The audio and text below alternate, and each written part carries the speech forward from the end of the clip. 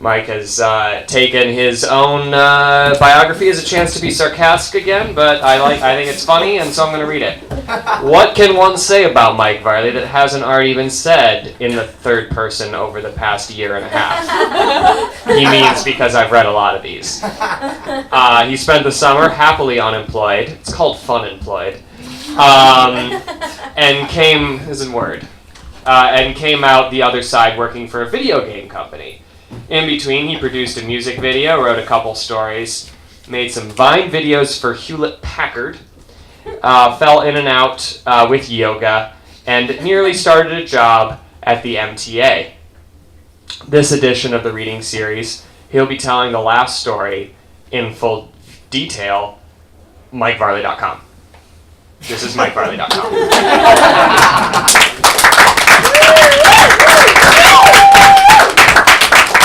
Yeah.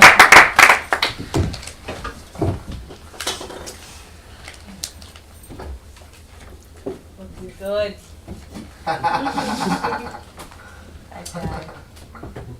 I've been carrying the Dow around with me a lot, not because of any particular reason other than it's this particular Dow is of a size that it doesn't ruin pages for printouts. But people have asked me about this at work. Yeah, that was the original idea. I'm gonna read a random one. I'm gonna 48. In the pursuit of learning, every day something is acquired. In the pursuit of the Tao, every day something is dropped. Less and less is done until non-action is achieved. When nothing is done, nothing is left undone.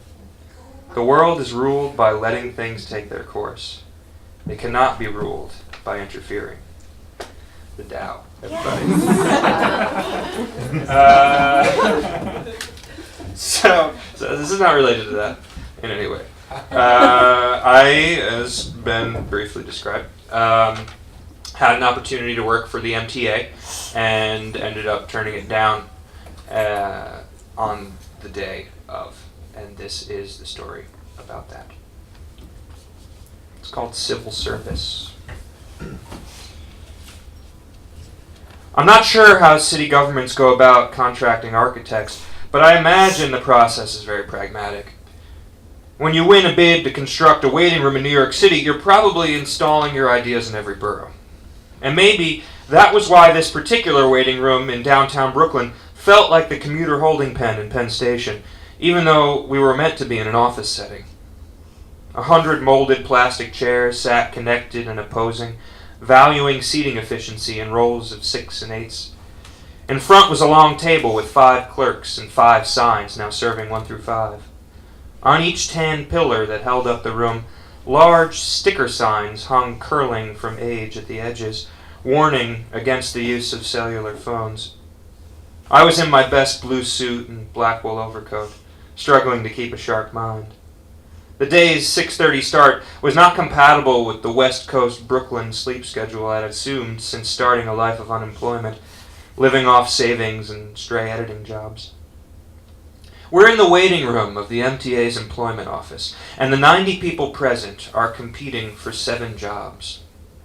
Potential assistant engineers, track workers, and train operators, all dressed in varying degrees of what it means to look your finest. The old West Indies men seem to pull it off best, followed by the bald Indian men in their trench coats, and the old men from the Eastern Bloc. The middle-aged set was vaguely more gender diverse and solidly first-generation American. The youngest seemed New York local and wore their collared shirts untucked.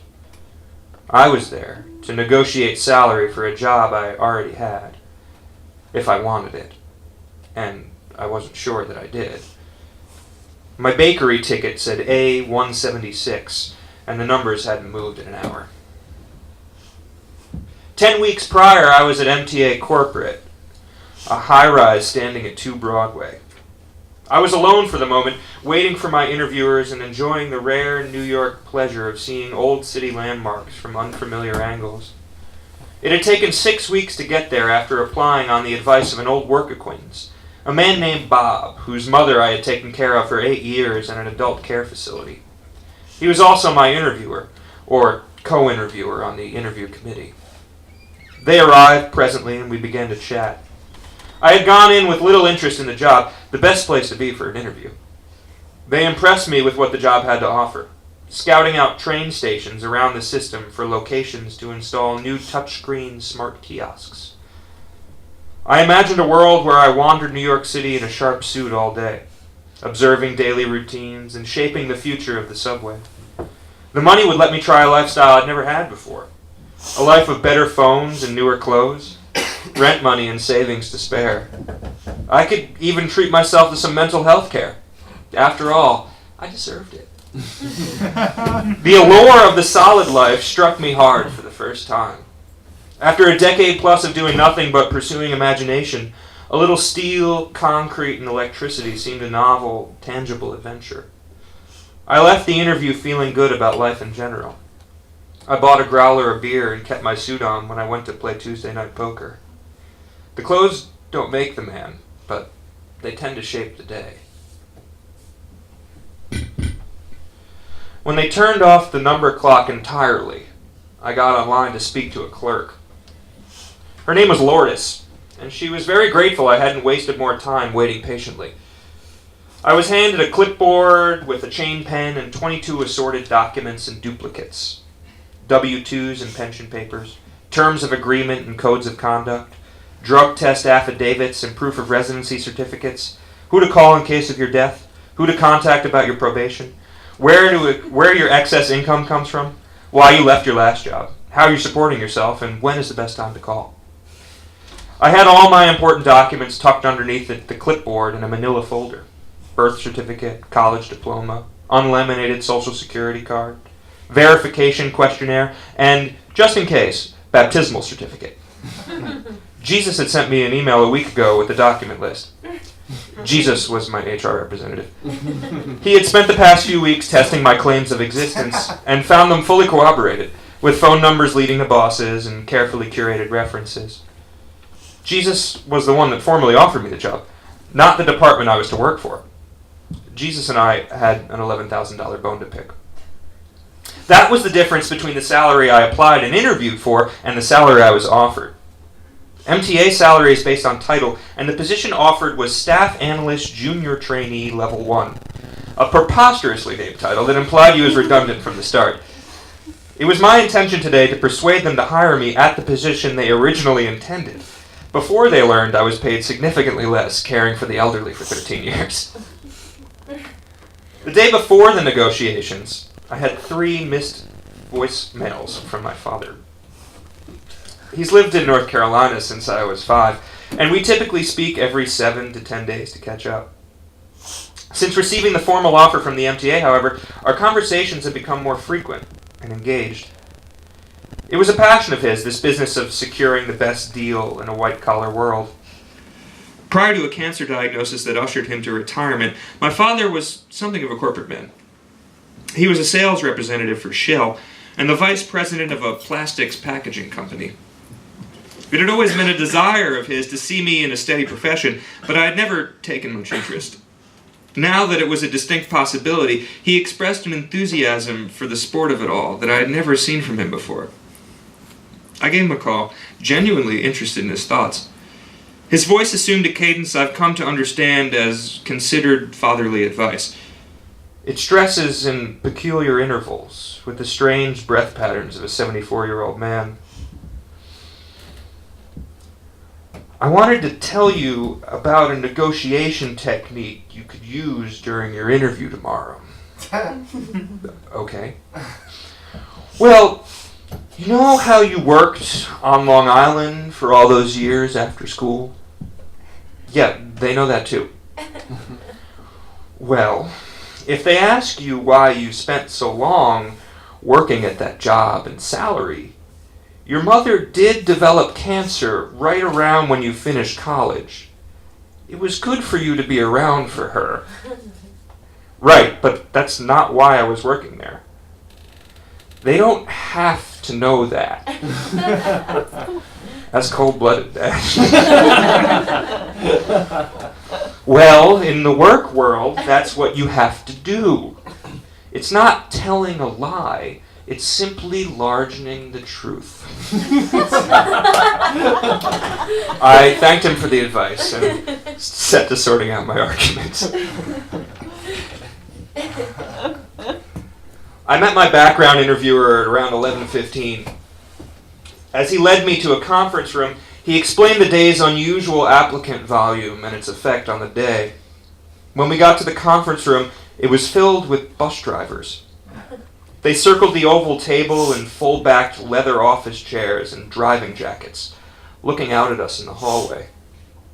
My interviewer, Tom, asked the head moderator what they were doing there. She replied they were doing a driver's survey, and internal analytics had assigned them the room. Tom checked his clipboard and found no such scheduled use. When he asked who was the supervisor for the survey initiative, 8 bus drivers pulled printouts from front pockets and identified the name Teo Flores. There was a pregnant silence, and one of the drivers said with a smile, "Oh, that man looks innocent enough. Why don't you just give him the job?" Tom looked exasperated. He led me down the hall, and we had our interview in the break room, with the Pepsi machines and the microwave on the counter, resting lazily just underneath the nook in the cupboard designed to contain it, its thick, winding power cord hanging umbilically astride the sink. He took my precious documents for photocopying and noted with curiosity that my college diploma seal was not raised. Maybe my suit was enough of a statement because he didn't ask a speck about my background. I signed more documentation and asked when salary negotiations would be, partially suspecting the answer. Tom politely excused himself to call Jesus. Soon enough, I was talking to Jesus. When he told me today was not the day to negotiate, I reminded him that that was not what he told me on the phone. The silence over the line must have been the shriek of bureaucracy coming to a halt. He didn't remember telling me that, and it's still unclear if he was telling the truth. He said he'd come down from his office to meet me. I was led into interview room 2. He was my age, Hispanic, with a scarlet press shirt. "You see, Mr. Varley," he said from behind a crowded desk, "we base your offer on your previous salary. Your new income represents more than a 10% increase on your previous salary. That's typically the income increase the MTA provides on all new hires. The way it works is, each year you get a 10% increase on your salary every year you're with the organization. So, by year 3, there was a knock at the door. "What are you doing here?" It was a middle-aged African-American man dressed like he had the job. "I just need the interview room for a minute to speak to Mr. Varley. Do you need the room?" "Do I need the room? This is my room all day. I've got 25 engineer interviews today. I just went to the bathroom. Yeah, I need this room." We left the room abruptly. Jesus seemed unsure of where to continue the conversation. I directed him over to the edge of the ticket counter, where earlier a woman had spent all morning fighting paperwork fires. She had commanded that counter space with the authority of an office, so it seemed a good place to carry out business. I began. "Jesus, I understand your position, working as you do for a company whose budget is scrutinized both internally and by the public alike. Hiring me undervalued looks good for you and improves the budget bottom line, but the amount of money offered amounts to a 35-cent an hour raise, and that's troubling considering I applied and interviewed for a job that offers $11,000 more. It wouldn't matter so much if I hadn't spent the past 5 years living with a third roommate in a 2-bedroom apartment, house sitting and dog walking to make my stray cash and cover expenses. What it afforded me was the opportunity to pursue creative projects and visit my family often, including my mother who has a long-term illness. The position I'd be taking on demands a significant change to my personal lifestyle without the economics to presently support it. What I'm proposing is a return to the title I successfully applied and interviewed for, above 400 other applicants and 10 other interview candidates." I tend to memorize all my important statements. He told me to go to lunch while he made some calls. I went to lunch. The Apollo Diner at Livingston and Smith. I called my father to catch him up and returned an hour later to the waiting room. The offer had been revised. As related by Jesus, start today at present salary and advance on the staff analyst track 1 year faster, achieving the amount interviewed for 1 year earlier. I asked for some time to think and excused myself to the street. I walked downtown Brooklyn in the white autumn sunlight, agonizing the decision. I decided at lunch that nothing less than the top offer of Tier 2 would suffice. Still a drop-off of $4,000, but significant movement. This was considerably less than that amount, but seeing the bureaucracy bend its rules for me left me perversely flattered. The perfect excuse to fall into standard Hamlet indecision. How can I turn down a sure career path? How can I work for an organization with such basic communication dysfunction? Why should I quibble over initial salary in a fast-track profession, and where do all those papers go once I put my social security number on them? I called a friend. We talked about life and the time you have on Earth to be able-bodied. Should you use it to dream big or breathe easy? And how does one maintain sanity attempting both at once? The MTA offers pension plans in a city that's slowly killing me. I don't intend to escape death anytime soon, but striking a bargain with it seems short-sighted. They were offering footing on the lowest rung of a ladder I didn't have want or need to climb. When you take away the tracks, a train naturally loses its charm. I called Bob and offered my sincerest gratitude. I waited 10 minutes for Jesus, who was out at lunch, before I thought, why the hell am I still here? I went up to Lourdes and asked her to thank him for me if she saw him. She sadly asked if it didn't work out, and I happily replied yes. She seemed heartened and returned to notarizing. I got on the G train and began these dictations.